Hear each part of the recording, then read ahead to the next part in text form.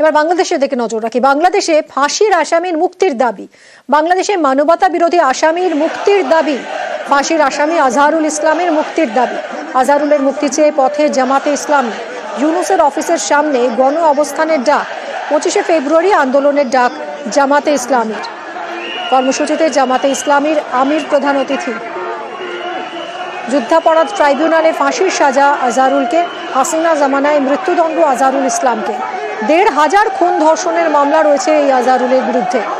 রংপুরে খুন ধর্ষণের অভিযোগ আজহারুল ইসলামের, যুদ্ধাপরাধের মামলা আজহারুল ইসলামের বিরুদ্ধে, আর তাকেই এবার মুক্তির দাবি।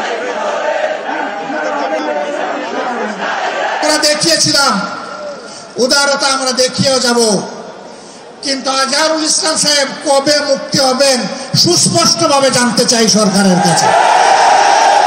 তার মুক্তি না হওয়া পর্যন্ত এই সমাবেশ, বিক্ষোভ, আন্দোলন অব্যাহত থাকবে। আমরা ভদ্র, কিন্তু আমরা বোকা নই। আমাদের ভদ্রতার এই উপহারকে কেউ যেন দুর্বলতা মনে না করেন। আমরা বাংলাদেশের মাটিতে আর কোনো বৈষম্যকে বরদাস্ত করব না।